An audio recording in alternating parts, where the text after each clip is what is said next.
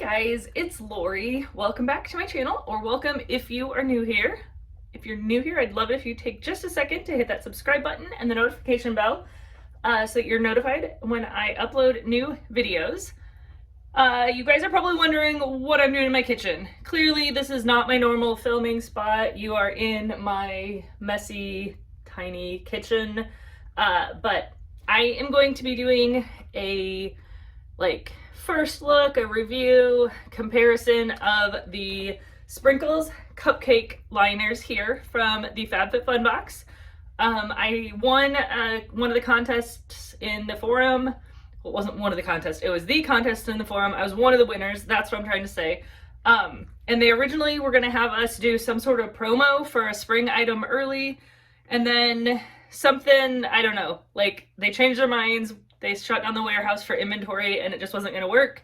But they'd already sent out the items to some of us. So this is what I was sent. This is the Sprinkles Cupcake liners. They come in, was it 4 different colors? Yeah, 4 different colors. They are very flexible silicone. I have another set of cupcake liners, silicone liners. I don't even know. Oh, these are Wilton brand. That I have had for years. They are like faded and discolored, but I've had these forever. We use them all the time. You can tell that they do come clean, although, you know, there's some staining on the top. Probably because normally we still spray these with like an olive oil spray before baking, so if I had to guess, that's probably what has happened to them. But I am going to make some muffins. Don't worry, this is not a cooking video. You're not gonna have to watch me make the muffins. I just wanted to do like an introduction part of what I was doing. Then I will off camera assemble these muffins. And then I'll come back afterwards and show you like how each muffin liner held up as far as like, can I take a muffin out of it easily? Is it stuck to the muffin liner? And then I also will see how they wash up. And yeah, so the story, what I'm doing here, and sorry, this is like completely out of my normal like video filming, you know, type of filming, but somebody in the forum had asked me, since I had these, could I make well, they didn't even ask me to do a video. They just asked if I could like make cupcakes or muffins today and let them know how these held up and how they were. So I was like, well, I might as well make a video to show everybody that same information. So what I'm gonna do, I think this should make 12 muffins. That's what the package says. So I've got 6 of the new Sprinkles cupcake liners here and 6 of my old Wilton cupcake liners. I am going to spray 3, and sorry, my dog is outside barking. I thought it would be quieter in here if he was outside. Apparently that was a bad idea. So I'm gonna spray 3 of them. We're just gonna say this now. I'm gonna spray the outer 3 of both muffin liners, so you guys can help me remember what I did. The outside ones I'm going to spray with, I have like an olive oil baking spray. So these are going to be sprayed. These inside 6 are not going to be sprayed. So we can see how the silicone liners hold up being sprayed, not sprayed, and then compared with my Wilton liners. I mean, we've literally had these for probably, I don't know, 5 years. We use these all the time. They are well loved and they have held up well. So that's what we're gonna do. Here, I'll show you a little bit more, like if you want to see a close-up. I know some people were wondering if these would work like as a standalone muffin liner. I'm not 100% positive just because they are really flexible. My Wilton ones are flexible, but they're a little more like keeping their own shape, if that makes sense. Like they still are really flexible, but I don't know if you can tell, like these are really thin, and these, I would say these are almost half of the thickness of silicone as my old Wilton ones. So yeah, these actually remind me more of the paper cupcake liners as far as their shape and consistency, just because they're very like, I mean, they hold their shape, but not as well as this does, if that makes sense. I really do like the little tab here on them. Yeah, so And these do have the brand name on the bottom. That's the only thing it says on the bottom. It doesn't say like the specific material or anything. Yeah, so we are going to compare the two here and see how they turn out. So I will be back to you guys after I get my muffins made, and we will see the comparison between the two types of muffins. Oh, and they are about the same size. In the pan, I don't know if I can turn this. My Wilton ones are a little bit smaller, if you can see, but basically these are standard size muffin tins and they are the same as my old ones. All right, now let's see. Oh, and there's a little bit, these kind of come up a little bit on the top and those are lower. So I'll see you in a little bit once the muffins are baked. All right, I decided you guys get a little bit of a cooking video here because you get to watch me put my muffin mix into the milk and egg and oil mixture here. Because I just decided that I was gonna do a quasi cooking video. No, just kidding. Actually, I was gonna turn on the camera to show you. This is hard to do one-handed. I don't know how people do this. Obviously, they probably have a tripod set up, but I was gonna show you that here, we'll just mix this up real quick. I was gonna show you what I did with the muffin tins, just to show you, to prove.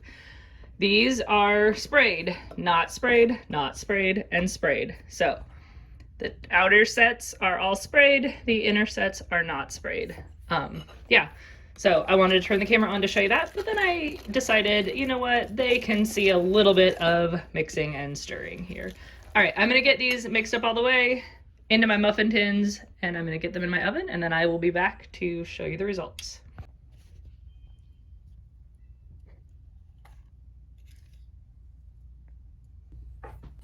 All right, guys, I'm back and the muffins are done. This one's kind of fallen out because I wanted to like see if it was cooled down enough, and I kind of damaged the muffin while I was doing that, but that's okay.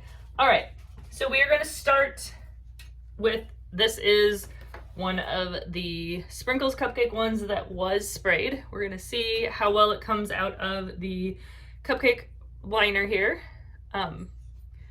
This is my non-scientific test, not a professional baker. Okay, so this is the one of the ones that was sprayed.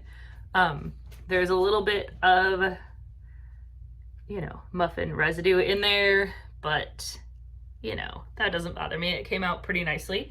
Okay, so that one was sprayed. Now I'm gonna take one of the Sprinkles cupcake liners that was not sprayed, and we're gonna see how that one compares.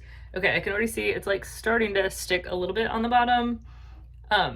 Okay, so it did stick a little bit on the bottom of the muffin liner, and there's, you know, a little bit of stuff on the sides. Now, for the control group here, which, as a disclaimer, I always spray my silicone muffin cups. I don't know, I spray the paper ones too. Maybe I'm weird, but I'd rather them, you know, come out clean than, yeah, stick to the item. Okay, so this is a Wilton muffin cup that has not been sprayed. Okay, and this is definitely not coming out as well as the Sprinkles one. Okay, now I said that, it was breaking here. Like, that's what I saw first. It did come out, but there's stuff stuck on the bottom there as well.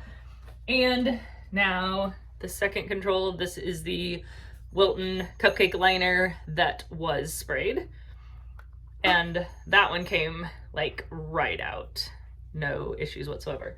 So the two that were sprayed, pretty similar. I mean, honestly, there's a little bit more stuck on there.